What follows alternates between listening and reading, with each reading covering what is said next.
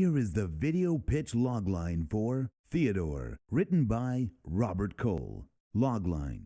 When vampires threaten Paris with chaos, the power of love and rock and roll save the day. Genre: vampire, fantasy, drama, comedy, rock and roll.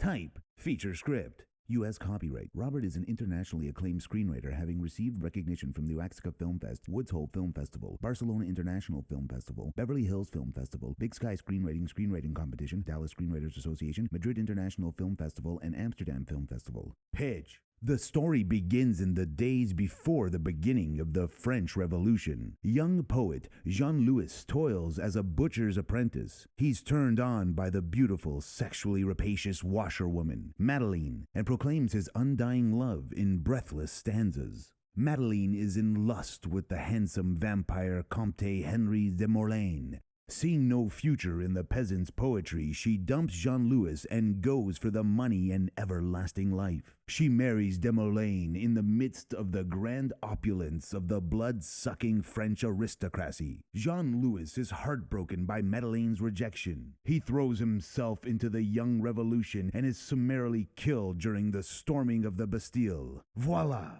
Now we fast forward to modern-day Paris. The city is rife with the omen of major social upheaval once again. Political demonstrations dominate everyday life. Disenfranchised youth stream into the city seeking economic and social justice. The vampire Madeleine is now the very hot vampire Yvonne. She's a sadomasochistic femme fatale mentored in extreme social activism by her intellectual husband, the vampire once known as Comte de Morlaine. De Morlaine has morphed into firebrand university lecturer Gerard Thibault, a brilliant, manipulative bookworm who has assimilated the knowledge of the ages. His book, The Revolution is Here, is a manifesto for the anti-industrialization movement. His agenda is bloodthirsty terrorism in the name of social justice. Jean-Louis is reincarnated as Theodore, a brilliant rocker with the soul of the poet he was in his previous life.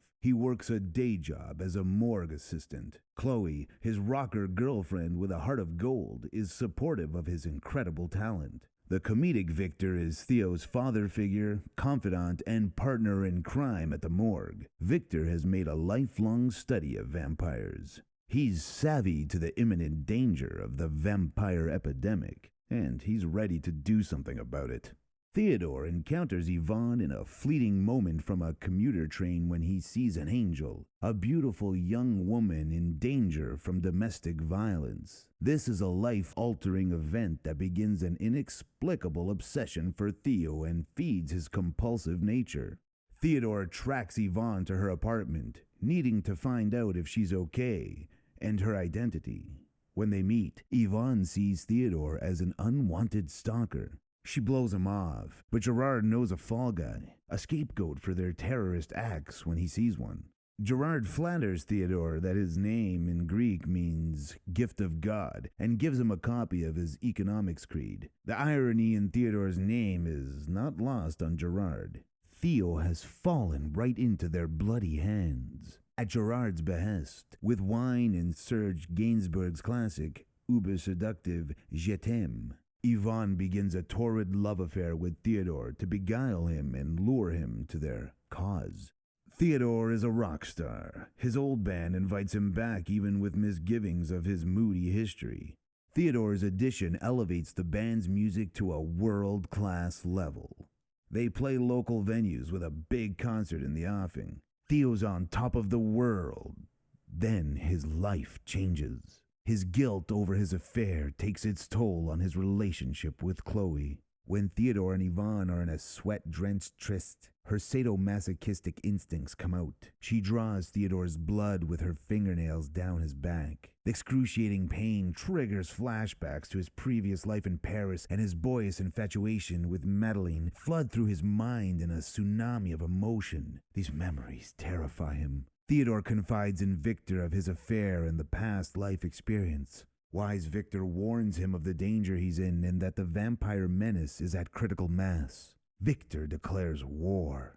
He teaches Theodore marksmanship with the crossbow he's been itching to take into the fight.